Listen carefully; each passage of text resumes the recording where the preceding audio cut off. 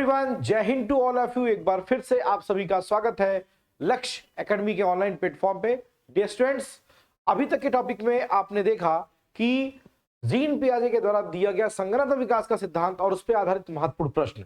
मैंने आपको वो सारे टॉपिक बताए भी थे और आपसे कहा भी था कि अगर आपको कोई डाउट्स है तो संस्था के मोबाइल नंबर पे आप मुझसे पर्सनली जुड़ करके अपनी समस्या का समाधान कर सकते हैं। रिक्वेस्ट है, एक बार संज्ञानात्मक सिद्धांत को पढ़िए, उसके बाद फिर आप यहाँ पे आज जो टॉपिक हम पढ़ने जा रहे हैं, अभी लेटेस्ट सीटेट के पेपर में इससे बहुत ज्यादा क्वेश्चंस पुटअप किए गए और आने वाले पेपर्स में भी इससे क्वेश्चन पुटअप किए जाएंगे। ये सिलेबस में कहीं लिखा हुआ नहीं मिलता, लेकिन क्योंकि ये सामाजिक और मानसिक दोनों विकास को जोड़ करके बात की जाती है, इसलिए ये सिद्धांत अपने आप में बहुत ही इंपॉर्टेंट हो जाता है। दूसरी बात, ये एक सिंगल ऐसा सिद्धांत है जो कि बालक के जन्म लेने से लेकर के बालक के मृत्यु होने तक, मतलब जीवन पर्यंत पूरी विद्याओं को पढ़ाई करता है, मतलब कि हर स्टेज की बात करता है। और कोई भी सिद्धांत ले लो, जैसे जीन पियाजे का सिद्धांत ले लो, तो जीन पियाजे केवल 4 स्टेज की बात करता है, केवल एक आयु वर्ग तक, किशोरावस्था तक के बाद खत्म हो जाता है। ऐसे ही अगर नैतिक विकास की बात करो तो वो भी एक आयु लेवल के बाद खत्म हो जाता है, मतलब वहीं तक की बात करता है कि स्टेज 4 स्टेज बता दिया, 3 स्टेज बता दिया, उसी तक टॉपिक में वो टॉपिक खत्म हो जाता है। लेकिन ये सिंगल ऐसा स्टेज है जो यह सिद्धांत है मनोसामाजिक विकास का सिद्धांत, जो कि ये कहता है कि बालक का जो मनोसामाजिक विकास होता है वो लगातार चलता है और कब से कब तक चलता है, वो उसके जन्म से लेकर के उसके मृत्यु होने तक सारी स्टेजेस को उसने डिवाइड किया। और ये किसने किया? ये एरिक एरिक्सन साहब ने किया, जिनको आप देख रहे होंगे। एरिक एरिक्सन साहब ने मनोसामाजिक सिद्धांत दिया था। मनोसामाजिक का मतलब होता है साइको सोशल थ्योरी। जी हाँ, साइको सोशल थ्योरी किसने दी? तो एरिक एरिक्सन साहब ने दी थी। एरिक एरिक्सन साहब ने जो थ्योरी को दिया तो उन्होंने 8 स्टेज अलग अलग बताई। और एक बहुत बड़ी बात बताना चाहूंगा, एरिक्सन साहब बहुत ज्यादा फ्रायड के मित्रों संबंधों में थे, या यूं कह लो कि फ्रायड की बातों को मानने वाले थे। इसीलिए पेपर में पूछता है कि नव फ्रायडवादी, ध्यान रखिएगा, नियो फ्रायडिज्म या फिर नियो फ्रायडिज्म की बात कहा जाए या नव फ्रायडवादी विचारधारा के कौन से मनोवैज्ञानिक हैं, तो उनका नाम था एरिक एरिक्सन साहब। मनोसामाजिक विकास का सिद्धांत किसने दिया था? तो एरिक एरिक्सन साहब ने किया था। तो आज के इस वीडियो में मैं आपको डिटेल पढ़ाने चल रहा हूं उनकी 8 स्टेजेस के बारे में और उनसे कौन कौन से क्वेश्चन बनते हैं उनके बारे में पढ़ाने चल रहा हूं। तो आइए देखते हैं नव फ्रायडवादी एरिक्सन के बारे में। नव फ्रायडवादी जो एरिक्सन साहब थे, उनके अनुसार, मैं इस सिद्धांत को बहुत ट्रिकी मॉडल में आपको बताऊंगा जो आपके लिए बहुत ही अच्छा होगा और आपको आसानी से याद भी हो जाएगा। इस सिद्धांत को किसने दिया था? तो एरिक एरिक्सन ने दिया था, जिसको हम मनोसामाजिक मॉडल कहते हैं या साइको सोशल मॉडल कहते हैं। ठीक है, इस मॉडल के अनुसार क्या पहला क्वेश्चन जो आपसे बनता है कि एरिक्सन ने कौन सा सिद्धांत दिया? तो मनोसामाजिक मॉडल दिया था, साइको सोशल थ्योरी दी थी। दूसरा क्वेश्चन आता है कि इनकी पुस्तक का नाम बता दो। तो इनकी पुस्तक का नाम था चाइल्डहुड एंड सोसाइटी। बहुत ही इंपॉर्टेंट क्वेश्चन है कि चाइल्डहुड एंड सोसाइटी नामक पुस्तक किसने लिखी? तो किसने लिखी थी? एरिक एरिक्सन साहब ने लिखी थी। ठीक है, फिर अगला बात आता है कि इसमें मनोसामाजिक अहम विकास की कितनी स्टेज बताई हैं? 8 स्टेज बताई हैं। लगा लो, क्वेश्चन बहुत इंपॉर्टेंट है, 8 स्टेज। तो पूछता है कि मनोसामाजिक विकास के सिद्धांत में बालक की कितनी स्टेजेस होती हैं? तो कुल मिलाकर के 8 स्टेजेस में 8 क्रम में विभाजित किया है एरिक एरिक्सन साहब ने। तो 8 स्टेजेस बताई हैं। वो 8 स्टेज उन्होंने किस आधार पर दी है? उन्होंने कहा कि विश्वास तथा स्वतंत्रता के साथ पहल की, फिर परिश्रम करके पहचान बनाई, तब हमें किसी की घनिष्ठता मिली, वह जनन संपूर्ण हुआ। अवस्थाएं जो होती हैं, 8 अवस्थाएं निम्न प्रकार से हैं, जिनमें प्रत्येक मनोसामाजिक संक्रांति में धनात्मक व ऋणात्मक दोनों तत्व होते हैं। अच्छा देखो, आप लोगों ने वकील की बात, वकील साहब लोग को जानते हो गया। वकील साहब लोग हमेशा केस लड़ते हैं। जब केस लड़ते हैं तो वो कहते हैं देखो फला बनाम फला, ये होता ना, एक होता पक्ष, एक होता विपक्ष। तो ये सिंगल ऐसे मनोवैज्ञानिक थे जिन्होंने विकासात्मक सिद्धांत की बात करते समय पक्ष और विपक्ष दोनों की बात की। जहां पर विश्वास की बात की, वहीं पे उसके नेगेटिव तथ्य, अविश्वास की बात भी की, तो विश्वास और अविश्वास दोनों की बातों को वहां पर रख करके तभी फैक्टर्स की बात की। जैसे एक छोटा सा एग्जांपल, पहल की बात की तो वहां पे उनके नुकसान होने की बात की, मतलब कि सकारात्मक और नकारात्मक दोनों तथ्यों को लेकर के इन्होंने बात की। ये सबसे ज्यादा इंपॉर्टेंट पॉइंट्स है। यहां देखिए, ये स्टेजेस को अगर आपको याद करना हो तो देखिए ये तरीका है।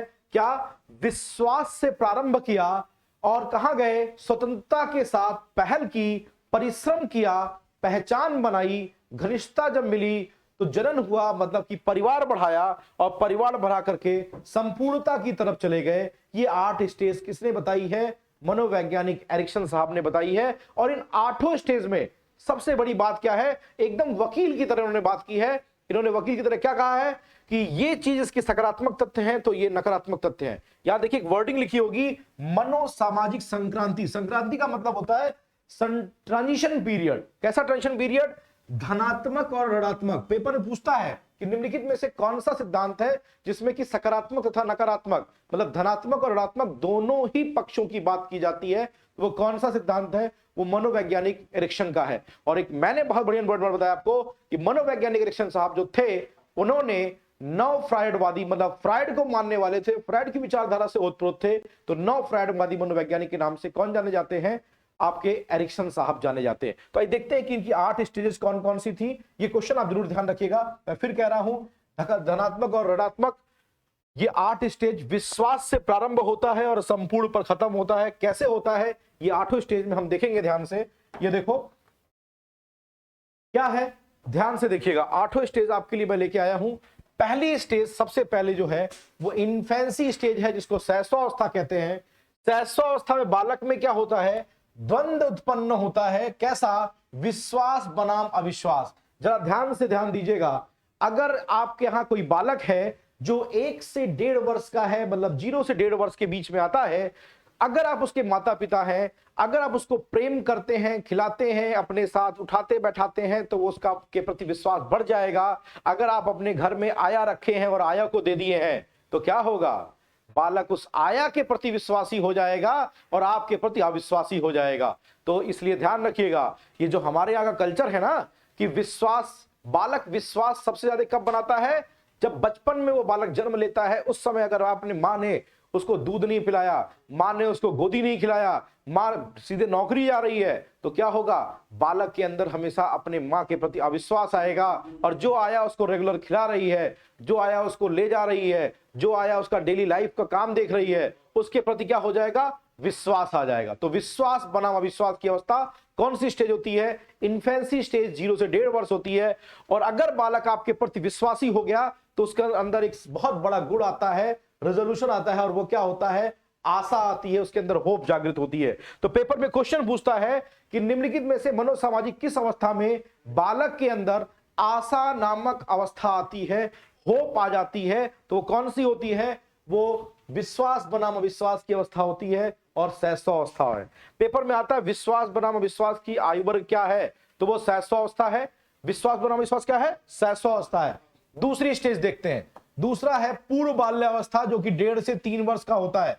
इसे क्या बोलते हैं? स्वायत्तता बनाम शर्म, स्वतंत्रता। स्वायत्तता को कहीं पेपर में लिखा हुआ जाता है स्वतंत्रता, तो स्वतंत्रता बनाम शर्म या संदेह की अवस्था कहते हैं। यहां पे क्या होता है? बालक में अगर वो स्वतंत्र रूप से कोई काम कर रहा है, फ्री कर दियो काम करने के लिए, तो बालक क्या होगा? एकदम निश्चिंत होकर के उसकी इच्छा बढ़ेगी नया नया काम करने की, उसके अंदर विल पावर बढ़ेगा, मजबूती आएगी, वो हर चीजों को तथ्यात्मक रूप से देखना चाहेगा, समझना चाहेगा। तो या अगर आप उसको हर बात में डांट देते हो, टोक देते हो, तो क्या हो जाएगा? बालक भागना शुरू कर देगा। वो उसके अंदर इच्छा नहीं आएगी, वो कोई काम नहीं करना चाहेगा। जैसे आप एग्जाम्पल देखो, आपके प्रति बालक क्या होता है? जब अपने माँ बाप के पास रहता है तो स्वतंत्र रूप से खेलता है, लेकिन कोई बाहरी आ गया तो तुरंत उसके अंदर क्या आता है? शर्म आ जाती है। अरे भाई हम नहीं जाएंगे, हम गोदी में नहीं जाएंगे, हम नहीं खेलेंगे। ये बालक नहीं करता, बालक पर्दे के पीछे छुप जाता है। तो ये स्वायत्तता बनाम स्वतंत्रता की, स्वतंत्रता बनाम शर्म में संदेह की अवस्था होती है। यहाँ पे बालक के अंदर जो गुण विकसित होता है वो कौन सा होता है? चाह होता है। अगला है आरंभिक बाल्यावस्था, जो कि तीसरी है, जिसको कि प्री स्कूल स्टेज भी कहते हैं। अर्ली चाइल्डहुड स्टेज, आरंभिक बाल्यावस्था 3 से 6 वर्ष। यहाँ पे क्या होता है? पहल बनाम हीनता। अगर कोई बालक कोई काम करना चाह रहा है, अगर उसको आपने करने से रोक दिया तो बालक क्या हो जाएगा? बालक के अंदर बहुत ज्यादा निगेटिविटी आ जाएगी। जैसे मान लीजिए बालक ABCD शुरुआत में पढ़ना सीख रहा है। अब ABCD जब वो पढ़ने आपके पास लेके आता है और आप उसको डांट करके बैठा देते हैं, तो क्या होगा? बालक तुरंत का तुरंत क्या हो जाएगा? वहां उस बालक को समस्या उत्पन्न हो जाएगी। और जब बालक को समस्या उत्पन्न होगी, आपने डांट दिया, और जब दोबारा आप चाहेंगे कि वो बालक पढ़ाई कर ले, तो फिर वो पढ़ने वाला नहीं है, क्योंकि उसके अंदर क्या आ गई? पहले से हीनता आपने ला दी कि पढ़ना एक गलत काम है। तो याद रखिए, अगर इस आयु वर्ग में आपके घर में कोई बालक है और आपसे कोई काम कहता है, तो उसको रोकिए नहीं, डांटिए नहीं, उसको समझाइए और समझा करके उस काम को अच्छे से पॉजिटिव वे में करने दीजिए। तो पहल बनाम हीनता की अवस्था आरंभिक बाल्यावस्था होती है, और अगर आपने उसको पहल करने दिया तो बालक को उद्देश्य क्लियर हो जाता है, पर्पस क्लियर हो जाता है। तो पेपर में पूछता है कि उद्देश्य नामक कारक निम्नलिखित में से किस अवस्था में होता है, तो पहल बनाम हीनता में होता है। चलिए चौथी स्टेज में चलते हैं, उत्तर बाल्यावस्था है जो कि 6 से 12 वर्ष है। ध्यान रखिएगा, ये परिश्रम बनाम हीनता कहलाती है, परिश्रम बनाम हीनता कहलाती है। क्या, या यूं कह लो, यहां हीनता की जगह ध्यान रखिएगा, इसको हम लोग कह सकते हैं परिश्रम बनाम हीनता की स्टेज भी कह देते हैं, क्योंकि बालक अगर परिश्रम करता है, भूमिका निर्वहन करता है, तो बालक के अंदर समस्याएं उत्पन्न नहीं होने पाती। परिश्रम करेगा तो उसको क्या मिलेगा, क्षमता प्राप्त होगी, उसके अंदर एक पॉजिटिविटी आएगी और वो पॉजिटिविटी उसको सार्थक जगह पे ले जाएगी। तो यहां पे क्या होता है, बालक में क्षमता विकास होती है। परिश्रम करेगा तो सफलता मिलेगी, नहीं तो हीनता आ जाएगी। इस बात का ध्यान रखिएगा, ठीक है। इसको पहल बनाम हीनता ना कह करके इसको पहल बनाम दोष कह लो, ठीक है। यहां पे हो जाता है परिश्रम बनाम हीनता। हीनता का मतलब होता है कि बालक में वो बहुत ही नेगेटिव फैक्टर के साथ काम करना शुरू करता है। तो अगर बालक परिश्रम करना चाह रहा है, जब स्कूल में पहली बार जाता है, स्कूल स्टेज, पेपर में पूछता है कि जब बालक स्कूल जाता है पहली बार जब विद्यालय जाता है, तो वो निम्नलिखित में से किस अवस्था में रहता है। तो देखो स्कूल वाली स्टेज ये होती है 6 से 12 वर्ष। तो परिश्रम बनाम वो हीनता में रहता है, परिश्रम करता है, सफलता मिलती है, तो अगर उसके अंदर सफलता मिलेगी तो उसका क्षमता बढ़ेगी, सामर्थ्यता बढ़ती है। तो क्षमता या सामर्थ्यता का विकास बालक में किस अवस्था में होता है, तो स्कूल स्टेज में होता है, मतलब कि उत्तर बाल्यावस्था में। पांचवी स्टेज में चलते हैं, वो है किशोरावस्था, जो कि 13 से 19 वर्ष है, जिसमें पहचान बनाम भूमिका होती है। बालक में क्या होता है, बालक चाहता है कि लोग उसको पहचाने, ठीक है। यहां भूमिका संभ्रांति होती है। अगर मान लीजिए आपने उसकी पहचान को छुपाना चाहा, तो बालक हमेशा क्या हुआ, कंफ्यूजन में रहेगा, उसको समझ ही में नहीं आएगा कि हम ये काम करेंगे, ये काम करें, और बालक दिन प्रतिदिन क्या हो जाएगा, अपने आप को नेगेटिव माइंडेड बनाता जाएगा। और अगर कहीं उसकी पहचान सर्टाइज हो गई, उसने काम जो किया उसको उसका एप्रिसिएशन मिल गया, उसको सम्मान मिल गया, तो बालक क्या हो जाएगा, उसके अंदर हर काम को करने के प्रति निष्ठावान होकर काम करेगा। तो ये किस अवस्था में होता है, किशोरावस्था। चलो भाई, अब 19 वर्ष से आगे बढ़ते हैं, पूर्ण प्रौढ़ावस्था में जाते हैं, जहां बालक के अंदर क्या आती है, घनिष्ठता बनाम अलगाव की बात आती है। ये देखो हम लोग के साथ भी होता है। जब आप पूर्ण प्रौढ़ावस्था में होते हैं, मतलब कि 20 से 35 वर्ष की उम्र में होते हैं, तो इस अवस्था में जब आप सफलता की सीढ़ी पे पहुंच चुके होते हैं, तो अगर आप पढ़ने लिखने में अच्छे हैं, पद प्राप्ति हो गई, तो घनिष्ठता बढ़ जाती है, लोग आपको बहुत ज्यादा मानते हैं। और अगर घनिष्ठता प्राप्त नहीं होगी तो क्या होगा, लोग आपसे दूर भागेंगे, अलगाव की भावना आएगी। यहां पे अगर बालक के साथ घनिष्ठता बढ़ गई तो बालक में कौन सा गुण आ जाएगा, बालक में प्रेम आ जाएगा। तो प्रेम नामक, लगाव नामक कार्य कहां पे होता है, पूर्व प्रौढ़ावस्था में होता है। ये आपकी हो गई छठवीं स्टेज। सातवीं स्टेज है प्रौढ़ावस्था, जो कि 36 से 65 वर्ष की होती है। ये उत्पादकता बनाम निष्क्रियता की होती है। जब आप नौकरी पा जाते हो, सफलता मिल जाती है, तो फिर आप क्या करते हो, आप अपने आप को, जिसको जननात्मकता भी कहते हैं, जनन भी कहते हैं, बालक में क्या होता है, नया कार्य करने की, पैसा कमाने की, धन संचय करने के लिए, परिवार आगे बढ़ाने की, विवाह यही हो जाता है बालक का, सारी चीजें आदमी बढ़ते जाता है। लेकिन अगर कहीं उसने धन कमाना नहीं शुरू किया, उसका शादी विवाह नहीं हुआ, उसका परिवार आगे नहीं बढ़ा, तो बालक में क्या आ जाएगा, सिंपल सी बात है, बालक निष्क्रिय हो जाएगा, उसके जीवन का महत्व समाप्त हो जाएगा। तो क्या होगा, धीरे धीरे वो क्या हो जाएगा, शून्य हो जाएगा। लेकिन अगर बालक में उत्पादकता है, पैसा कमा रहा है, तो उसके अंदर केयरिंग नेचर आएगा, वो अपने दायित्वों का निर्वहन करेगा। इसलिए इस समय हमें ये ध्यान देना चाहिए कि 36 से 65 वर्ष की उम्र में उत्पादकता हावी रहे, निष्क्रियता न हावी रहे, ठीक है। और सबसे लास्ट 8वीं स्टेज होती है वृद्धावस्था, जो कि 65 वर्ष से ऊपर होती है, ओल्ड एज कहते हैं। यहां पूर्णता आ जाती है, नहीं तो निराशा आ जाती है। अगर आपने जीवन भर ईमानदारी से बड़ा अच्छे से काम किया है, तो क्या होगा, 65 के बाद भी लोग आपको जानेंगे, मानेंगे, आपका सम्मान करेंगे। आप कुछ नया करते रहोगे तो आपके अंदर संपूर्णता आएगी, नहीं तो क्या होगा, लोग आपको पूछना बंद कर देंगे, अरे भाई ये तो रिटायर हो गया, बेकार हो गया, ऐसे आदमी का क्या मतलब है। और बालक व्यक्ति के अंदर क्या आ जाएगी, निराशा आ जाएगी। तो अगर आपके अंदर समग्रता और पूर्णता आ गई, तो बुद्धिमत्ता नामक गुण आपके अंदर आता है। तो आप अगर इन सारी स्टेजेस को देखें तो कह सकते हैं कि मनोसामाजिक विकास का सिद्धांत द्वंद्व की बात करता है, और द्वंद्व दो प्रकार के होते हैं, एक सकारात्मक और एक नकारात्मक। अगर मैं फ्रंटेज पहले वाली बात करूं तो सब में जैसे कहते हैं ना, फला सरकार बनाम फला केस, वैसे यहां मुकदमे की बात करें तो विश्वास एक सकारात्मक तत्व है, अविश्वास एक नकारात्मक तत्व है, स्वायत्ता मतलब स्वतंत्रता एक सकारात्मक तत्व है, शर्म अथवा संदेह एक नकारात्मक तत्व है, पहल एक सकारात्मक तत्व है, दोष एक नकारात्मक तत्व है, परिश्रम एक सकारात्मक तत्व है, हीनता एक नकारात्मक तत्व है, पहचान एक सकारात्मक तत्व है लेकिन भूमिका संभ्रांति एक नकारात्मक तत्व की बात कर रहा है, घनिष्ठता एक सकारात्मक तत्व है, अलगाव एक नकारात्मक तत्व है, उत्पादकता एक सकारात्मक तत्व है और निष्क्रियता एक नकारात्मक तत्व है, और समग्रता और पूर्णता सकारात्मक है और निराशा क्या है, नकारात्मक तत्व है। तो कहने का मतलब यह है कि ये पहले मनोवैज्ञानिक थे जिन्होंने सकारात्मक और नकारात्मक दोनों तथ्यों के आधार पर वर्गीकरण किया, इसलिए ये सिद्धांत बहुत ही इंपॉर्टेंट है। क्वेश्चन मैंने आपको बता दिया, पेपर में ऐसे पूछ लेगा कि परिश्रम बनाम हीनता निम्नलिखित में से किस आयु वर्ग में आता है, तो परिश्रम बनाम हीनता 6 से 12 वर्ष में उत्तर बाल्यावस्था में आता है। पेपर में पूछ लेगा प्रेम या लगाव नामक आकरण या कह सकते हो प्रेम या लगाव नामक समाधान निम्नलिखित में से किस अवस्था में आता है, तो पूर्व प्रौढ़ावस्था में आता है, मतलब कि 20 से 35 वर्ष में आता है। पेपर में पूछ लेगा उद्देश्य नामक लगाव या उद्देश्य नामक बालक में गुण कब विकसित होता है, तो सर पहल बनाम दोष में होता है, जहां की आरंभिक बाल्यावस्था होती है। तो क्वेश्चन क्रॉस क्वेश्चनिंग करके बहुत सारे यहाँ पे क्या करता है, इस चार्ट को ध्यान से नोट कर लीजिए, ये आपके लिए बहुत ही इंपॉर्टेंट है, इससे क्वेश्चंस आते हैं। ठीक है, अगर आपने देखा तो हर सबका आयु वर्ग दिया है, उसका द्वंद्व दिया है, उस द्वंद्व का समाधान क्या निकलेगा, अगर आप पॉजिटिव हो गए तो ये समाधान मिलेगा और निगेटिव हो गए तो आप हमेशा उसी समस्या में फंसे रह जाएंगे। तो आई होप कि आपको ये स्टेज समझ में आ गई होगी। इसको याद करने का एक तरीका मैं आपको बताने जा रहा हूं, याद रखिएगा।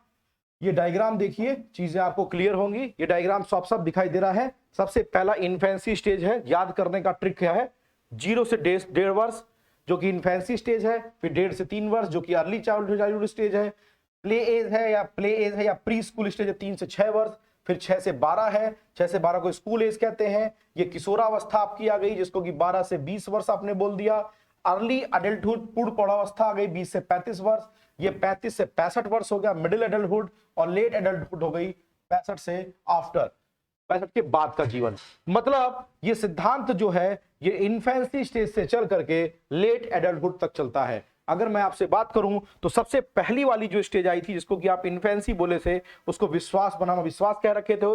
अर्ली चाइल्डहुड की बात करूं तो यहां पे आपने जस्ट अभी थोड़ी देर पहले क्या बात की थी, अर्ली चाइल्डहुड में जो दूसरी स्टेज की बात की थी वो कौन सी बात की थी, पूर्व बाल्यावस्था में स्वायत्ता बनाम संदेह की बात की थी। अगर मैं बात करूं तीसरी स्टेज की, तो तीसरी स्टेज की बात की थी पहल बनाम दोष की बात की थी तीसरी स्टेज में। चौथी स्टेज की बात करूं तो आपने किसकी बात की थी, आपने बात की थी परिश्रम बनाम हीनता की बात की थी। अगर मैं पांचवी स्टेज की बात करूं तो आपने बात की थी किसकी, आपने बात की थी पहचान बनाम भूमिका की बात की थी। मैं अगर बात करूं छठवीं स्टेज की बात करूं तो आपने बात की थी घनिष्ठता बनाम अलगाव की बात की थी। अगर मैं सातवीं स्टेज की बात करूं तो आपने उत्पादकता बनाम पर्टिकुलर निष्क्रियता की बात की थी। और सबसे लास्ट बात करें तो आपने संपूर्णता बनाम निराशा की बात की। जैसे जैसे व्यक्ति ऊपर बढ़ता चढ़ता चला जा रहा है आपको देखने को मिल रहा है कि एक अविश्वास की सीढ़ी से उठा, अविश्वास से विश्वास आया, विश्वास से बालक ने पहल की, उस पहल से बालक में क्या हुआ, जब वो प्ले स्टेज में आया, प्री स्टेज में आया तो उसने दोष के गुण को खत्म किया, फिर वो उसके अंदर कुछ नया करने की शैली आई।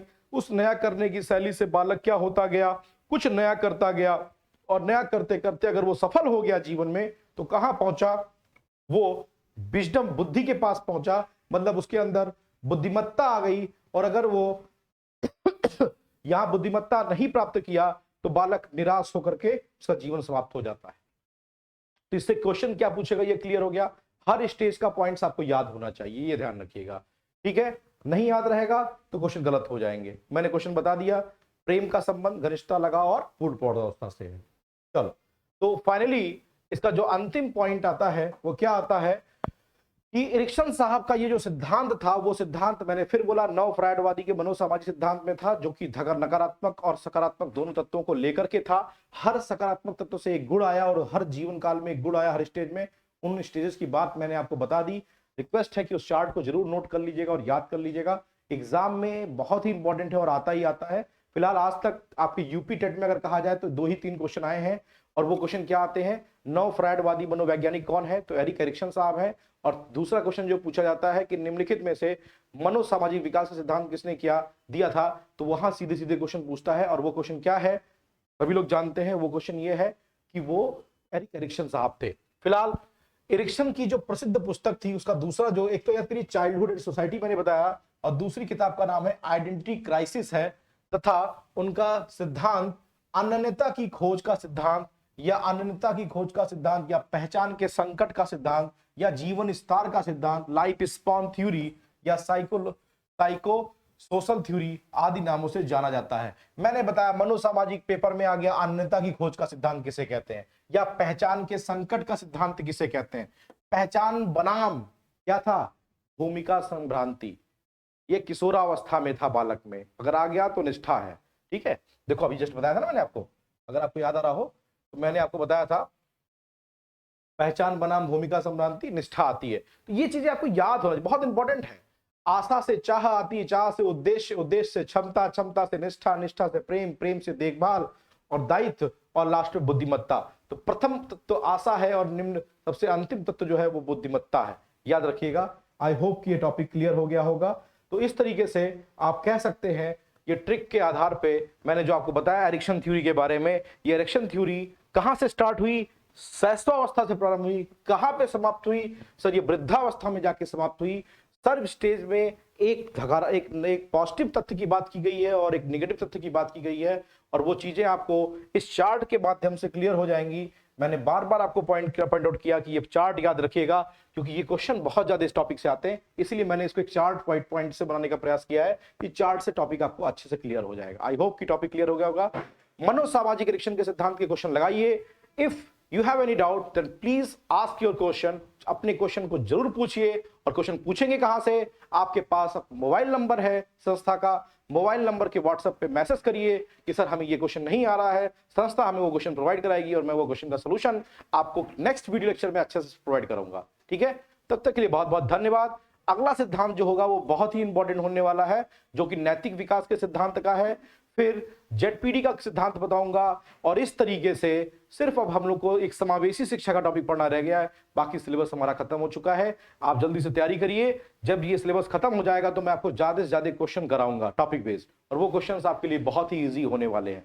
यूपी टेट प्राइमरी लेवल के लिए जो आपका सिलेबस है वो लगभग पूरा होने वाला है, बस मैक्सिमम समावेशी शिक्षा और 1-2 सिद्धांत बचे हुए हैं, जिन सिद्धांतों में सबसे ज्यादा प्रमुख जो सिलेबस के अकॉर्डिंग इंपॉर्टेंट है वो सिर्फ और सिर्फ एक है, लॉरेंस कोलबर्ग का नैतिक विकास का सिद्धांत। लेकिन फिर भी मैं कुछ एक्स्ट्रा पॉइंट भी आपको पढ़ाऊंगा जो आपके लिए इंपॉर्टेंट ज्यादा होगा। ठीक है, तब तक के लिए बहुत बहुत धन्यवाद।